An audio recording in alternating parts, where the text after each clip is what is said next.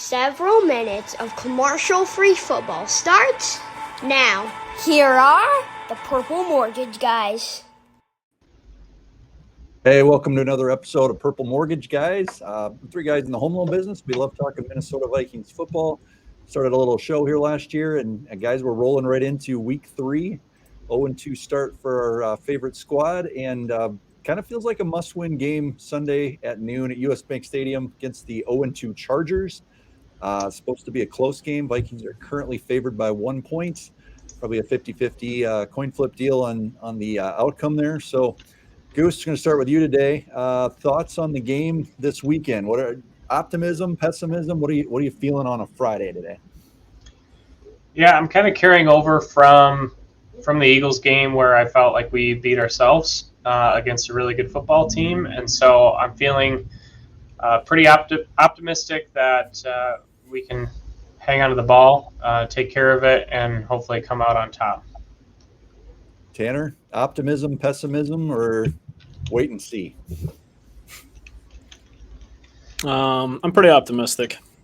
I think I'm glad that this game is in Minneapolis as opposed to Los Angeles.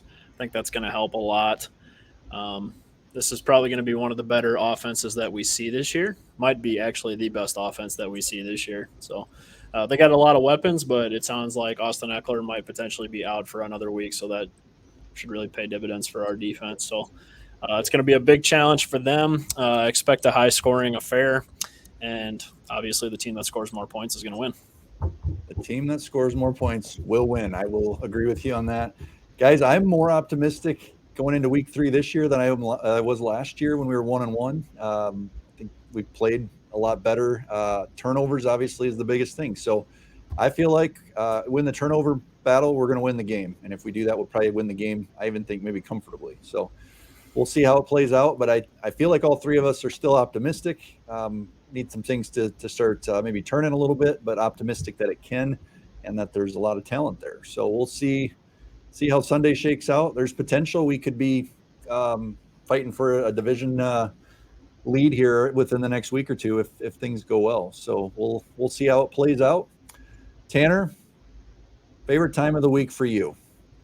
We always like to get started with some tidbits, some stats going into this game. You already mentioned Eckler's questionable and a few other potential injury concerns on both sides. What do you got for us today? All right. Got some stats this week. Got quite a few of them, actually. So the Vikings are 8-6 all-time against the Chargers, including 5-3 at home. They have won their last 3 matchups in a row against the Chargers in Minneapolis, dating back to 1993. So they're 3-0 since 1993, and they've been winning all 3 of those matchups by an average of 14 points per game. So anytime they've been playing the Chargers in Minneapolis, they have typically dominated almost all of those games.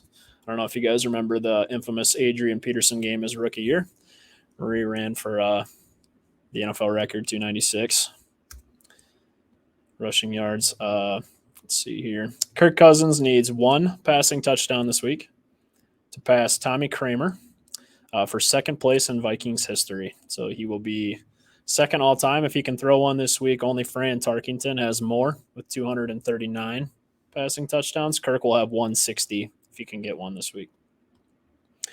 Alex Madison needs 13 rushing yards to pass Ricky Young and crack the Vikings' top 20 all-time rushing list.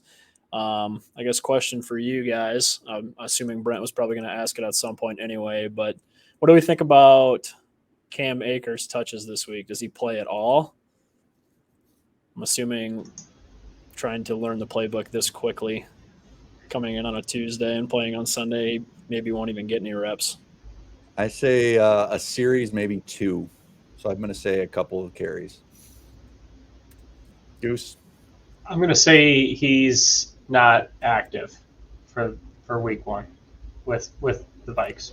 What's harder to work into, a running back or a guard or someone on the offensive line? It feels like a running back's easier to see the field with short time. Tanner, what do you think on that? You maybe got the insight there.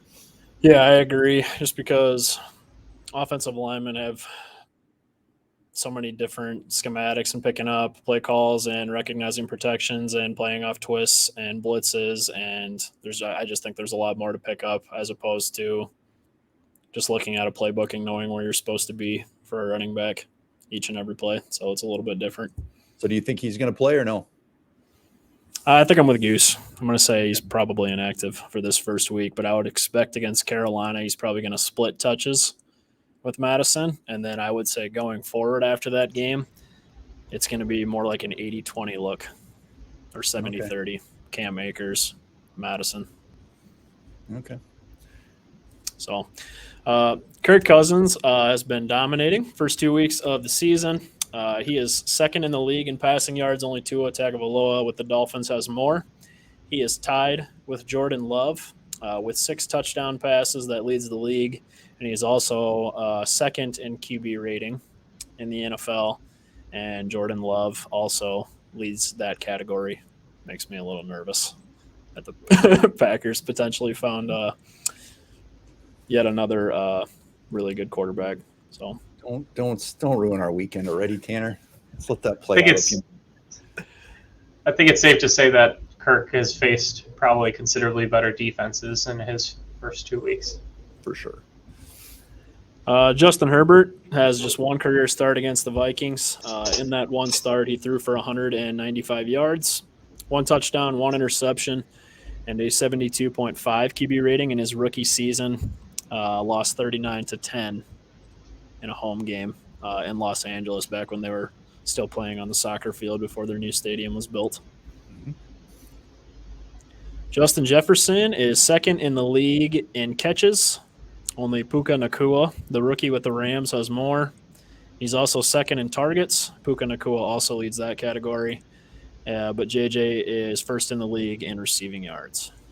If we would have told you a few weeks in that Justin Jefferson is trailing a guy named Puka Nacua before the season started, you would say, oh, I bet JJ got off to a bad start. Maybe got dinged up or something, right? I would say a lot of people. You didn't have him on your bingo card, Tanner. I did not. He was like the 19th receiver, I think I read, drafted this year, and he leads the league in catches and targets through the first 2 weeks. That's just wild to me. So curious to see what his role looks like once Cooper Kupp comes back off of injured reserve. Cam Bynum is 4th in the league in total tackles through the first 2 weeks of the season. He has 25 tackles through the first 2 weeks, all over the place. It's kind of interesting to see how he has played his role the first 2 weeks, because I think he's doing what we thought Harrison Smith was going to be doing in Flores' new scheme based off everything we heard this past summer. So another fun stat is Harrison Phillips leads all NFL defensive linemen in total tackles through the first 2 weeks with 21. I think I read he had like 12 to 13 tackles last week, so his week 2 definitely paid dividends for him. Daniil Hunter is tied for the league lead in sacks with TJ Watt of the Steelers. He has 4. He had 3 last week against the Eagles. Hunter also leads the league in tackles for loss with 5. Okay. Nasty stats. The Vikings are last in the league in the NFL in turnover differential through the first 2 weeks, giving the ball away 7 times and taking away just 1. So not a category that you want to win in. It's probably not going to win you a lot of games when you're last in the league with that. So that is pretty much all I have. I have some rankings that I could share later, but nothing too interesting. Tanner, you did a good job on your tidbits this week. I can tell you did your homework. You were prepared. You executed. It wasn't sloppy, and you didn't turn the ball over. So that's what we're looking for. I appreciate that review. All right, guys, let's get into some predictions for Sunday. Tanner, you've hit a little bit on the Chargers, some injury bugs. The Vikings are favored by 1. It's supposed to be a close game. Shocker. Was the over-under, I believe, was at 54. Let me double check that. Yeah, 54. Minnesota favored by 1. Let's do bold predictions. Let's start off with something that's going to happen during the game. And guys, we've struggled a little bit to get started. Goose almost had it pegged last week against Philadelphia, but missed out. So let's try to go at least 1 for 3, maybe 2 for 3 this week. What do you got for us, Tanner? We're going to start with you. What's one thing that you're predicting is going to happen on Sunday? Could have added this into my tidbits, but I wanted to save it for this specifically. Strategic. Through the first 2 weeks of the season, the Vikings are last in the NFL in rushing yards. Okay. With what was it? 34 yards per game. So I'm going to say, as a team, they have over 100 this week. 100 rushing yards. 100 rushing. Man, that feels really bold all of a sudden. Okay. Goose, what do you got for us here? Kind of similar concept. I feel like 2 weeks ago we would have ruled it out as not a bold prediction. I'm going to say, I think, Brent, you might have mentioned it our last episode, that KOC tends to, when he emphasizes something, it seems like it sticks. And so my bold prediction is that we don't turn the ball over at all. Man, no turnovers. Those two things, I mean, that on the face, that is not anything bold, right? But for Right. this year, that is bold. All right. I'm going to go with one that I just feel we're due for, and that is a non-offensive touchdown. So defense, special teams, something that turns the tables a little bit and something bounces our way. So I'm going to go a non-offensive touchdown. You want to go one up and tell us who that scorer is going to be, Brent? Off the record, unofficially, I'm going to say Harrison Smith. That's you guys and your Harrison Smith pick sixes. It's contagious. Yeah. It's kind of like COVID. You just I thought he was going Powell for sure. I just want him to hold on to the ball with two hands so your bold prediction can come true. All right, Tanner, what's our final score? Vikings favored by 1, of course. I'm going to say the Vikings control the clock a majority of the game. I think crowd noise is going to play a big factor with Justin Herbert. His offensive line, actually as talented as they are, was not very good the first 2 weeks of the season. So hoping to get some pressure dialed up against him, make him make some mistakes. I'm going to say Vikings 28, Chargers 21. 28-21. All right, Goose. Mr. Positivity, what do you have for us? Yeah, I can't believe how close Tanner and I are on that. I feel like most games recently that are thought are going to be high-scoring shootouts somehow end up being lower scoring than what everyone thinks. Not that this is necessarily a low-scoring game, but I was thinking 28-25 Vikings. I also think that there's just going to be there's going to be a little bit more control. There's going to be a little bit more balance. I don't think Kirk is going to throw for 6,800 yards on the season, and so that's going to have to kind of correct itself a little bit. And just hoping they can sustain some more drives. And without those turnovers, our defense holds on a little bit longer this week. 20-25 is one of your scores, so that means there's probably going to be either lots of field goals or a safety in there somewhere for the Chargers. My guess is we're up 28. Like we've got 28, and Chargers maybe already have a field goal and go for 2 to try to make it a 3-point game. Something weird. Yeah. All right, we're going to go 3 for 3 on covering and winning outright. I'm going to say 31-23. We only turned the ball over one time. Only once. Only once. Chargers turn it over a couple times. JJ gets a late score for his first touchdown of the year. Vikings go up 8, hold on, and it's fun, close-fought game. And I feel like we're going to have a lot more optimism come Monday when we come back to record again. So there you have it, guys. We're 3 for 3, no turnovers, rushing touchdown, and a non-offensive touchdown are the bolds. I think if one of those things happened, we might even be optimistic. So we'll see how it plays out. Guys, if things don't go well and we do lose and we're 0-3, and the Kirk discussion of going to the Jets and all the other garbage that we've been hearing comes up, what in the world are we going to be complaining about on Monday? And I feel like this is an obvious one based on how the first 2 games have started. but maybe going in a different direction. Tanner, what do you think we're complaining about Monday if it's a loss? Well, it could be one of two things. One thing we didn't talk about at all was Dalton Reisner's involvement in the game this week to see if he plays at all. So pass protection's one, but I think mine, it's obviously the turnovers. The biggest reason I think we lost the first two games. So if they continue to turn the ball over more than, I guess, twice, I would say is the over-under for me. If it's more than twice, I would say our odds of winning, again, are probably not very high against a high-powered offense like with Los Angeles, with Justin Herbert, Keenan Allen, Mike Williams. Like they have a lot of weapons on their team. So turnovers. Goose, what do you think? I'm going to kind of go the other direction. I'm going to say that it maybe feels like if we fix one thing, that something else goes wrong. And so if we – I feel like I could be complaining about, okay, we didn't turn the ball over, but now our offense maybe slipped a little bit again, or we didn't fix the run game and they took a page out of the Eagles' book and just ran it down our throats all game. That's going to kind of be like, hey, can we put together a complete game where our offense is firing on all cylinders, our defense can hang tight, and we're also holding onto the ball? I'm going to just kind of generalize that, and can we play a complete football game on all three phases? I've been convincing myself that if it's turnovers aren't there, we're 2-0 and we feel really good. So it's going to be really hard for me to say anything other than what Tanner's saying. So I'm going to echo that. I think if we lose again, it's probably because we turn the ball over. Even if it's twice, like Tanner mentions, if we turn it over twice and don't turn them over at all, it just feels like a recipe for another loss. So I'm going to stick with that.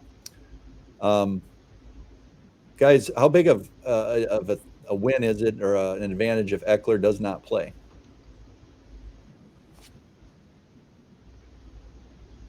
Looks like we lost him.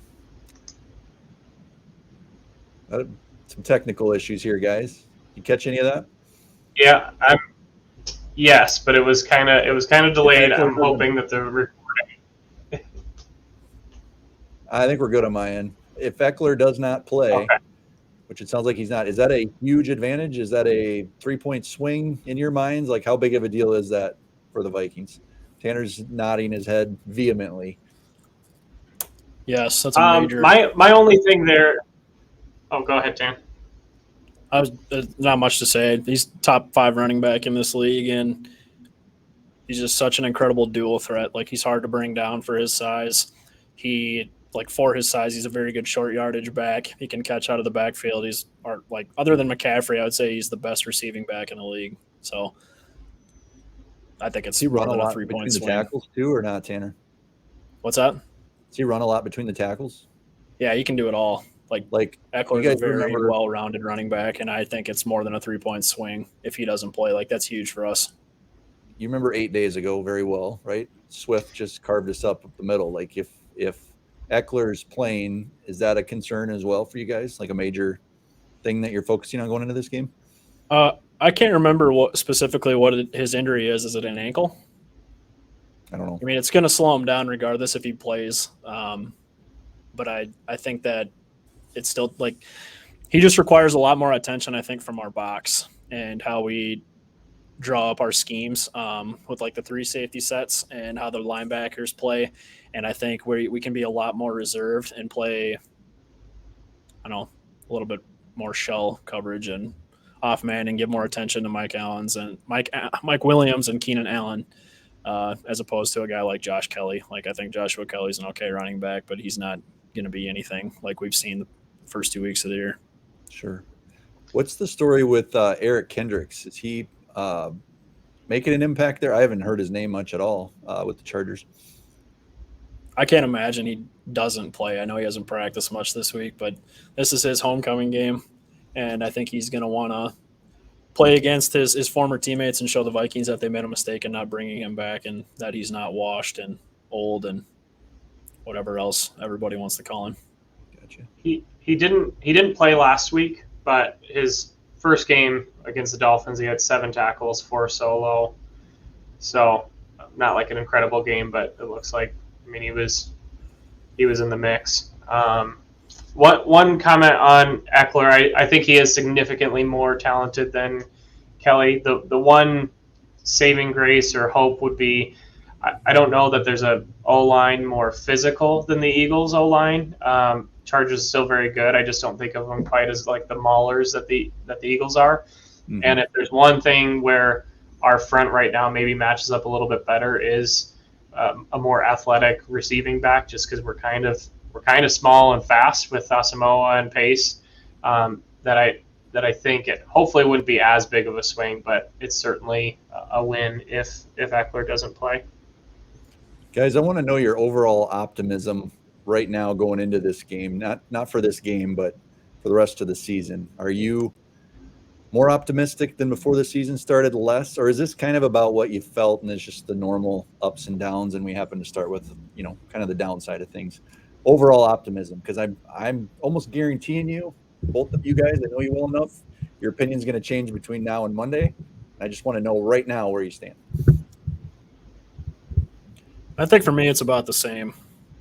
I expected a loss against Philadelphia. I thought we'd beat Tampa Bay, but I did think it was going to be close just because I'm superstitious, and I feel like Tampa's always played well in Minneapolis, and obviously they played pretty decent against Chicago last week too. So it's about the same. I still have a lot of optimism going into the rest of the season just because I don't think the NFC North appears to be, I guess, as strong as I thought it was going to be. And I think that the Vikings will be right in the thick of things competing for the division with Detroit and Green Bay. Goose, optimism, pessimism for the season as a whole? Where are you at? I would say my optimism might even be a titch higher just because the unknowns going into the season, what our defense was going to look like, how we were going to come out, I think has been better than I expected. And then, we love Jordan Addison coming out of college, but you still have no idea how quickly they're going to get a grasp on it, how much they're going to be able to impact. Addison's looked really good. Going into the season, I didn't know if TJ was going to get a deal done and if that was going to linger with him under contract and the way he's performed so far this season. I think he's only going to get better. So I feel like Kirk talked about in one of his pressers that, sometimes you're getting beat and you know what it is and there's not really a quick fix for it. Thankfully, holding onto the ball is one that seems very fixable, and it's way less concerning than just being like we're getting out physicaled every game and we're getting bullied to the point where we can't be in it. So I would say overall my optimism is higher than the start of the season. It was high going into it, so maybe just a notch above. Gotcha. Guys, I'm going to tie this together, and it's kind of tacky, but it came to me, so I got to throw it out there. Right now, in the mortgage business, the housing market, right? Interest rates are higher, not bad. Inventory's low. There's no houses on the market. People just want to wait, right? It's like the Vikings right now. You can buy in now, or you can wait till everybody jumps on the bandwagon. And I feel like there's some similarities there right now. So lock in now. A lot of reasons to be optimistic. Interest rates are going to drop. Home values are going to go up. The Viking stock's going to go up. They're going to win some games. Tacky, maybe, yes. Friday afternoon thought. That's what I'm thinking. So jump on the bandwagon. They're going to be 2-1. They're going to get 2-2, and there's going to be a lot of optimism going forward with the high-powered offense, which hopefully can, as Tanner predicted, get the running game going. And I think then they start moving the ball, and they're going to put up a lot of points. So that's my optimism for the week going into the weekend. We'll see where we land, and we'll recap this weekend's game again next week. So, guys, have a good weekend. We'll talk again soon. Enjoy the games, everybody. And if you've got any comments or things to add, throw them below. We'd love to address them on the next show. Appreciate it, guys.